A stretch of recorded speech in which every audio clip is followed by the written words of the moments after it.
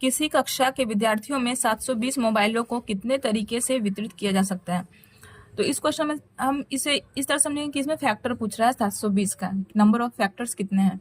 क्योंकि जैसे कि मान लीजिए 720 है और अगर 720 विद्यार्थी होंगे तो एक एक करके बांट देंगे, अगर 360 विद्यार्थी होंगे तो दो दो करके बांट देंगे। इसी तरह से हम बांट सकते हैं जितने भी विद्यार्थी हों।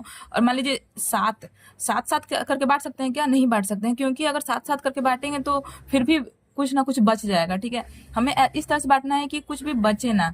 तो इस क्वेश्चन को हम इसी तरह से हम समझ सकते हैं कि 720 का नंबर ऑफ फैक्टर्स पूछ रहा है कि कितना होगा। क्योंकि जब हम मोबाइल को बांटेंगे तो वो बराबर बराबर बटना चाहिए और एक भी बचना भी नहीं चाहिए। तो नंबर ऑफ फैक्टर से हम इसे पता कर सकते हैं। हमें ये जरूरी नहीं है कि विद्यार्थियों की संख्या कितनी है, बस हमें तरीके पता होना है, तरीके पता करना है कि कितना है। तो तरीका पता करने के लिए क्या करेंगे? 720 का नंबर ऑफ फैक्टर ज्ञात करेंगे। तो नंबर ऑफ फैक्टर के लिए क्या करना पड़ता है? 720 का पहले हम फैक्टर देखेंगे क्या क्या होता है। तो इसको हम किस तरह से तोड़ेंगे? 720 तो ये तो हमें दिख रहा है कि 9 8 72 होता है, तो 9 है, 8 है और फिर इधर क्या 10 भी है। तो ये 720 का हो गया। 9 क्या होता है? 3 का स्क्वायर है।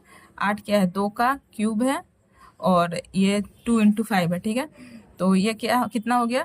3 का स्क्वायर और ये 2 का पावर 4 हो जाएगा, 2 का पावर 4 और ये 5 का पावर 1। ठीक है, और नंबर ऑफ फैक्टर ज्ञात करने के लिए क्या करते हैं हम? नंबर ऑफ फैक्टर ज्ञात करने के लिए क्या करना पड़ता है? जो पावर आया है उसमें 1 ऐड करके सबको इंटू कर देना है। तो 2 + 1 3 इंटू 4 + 1 5 इंटू 1 + 1 2। इसको मल्टीप्लाई करेंगे कितना आएगा? 5 दूनी 10, 10 या 30। तो जो तरीके होंगे वो कितने होंगे? 30 तरीके से हम इसे वितरित कर सकते हैं।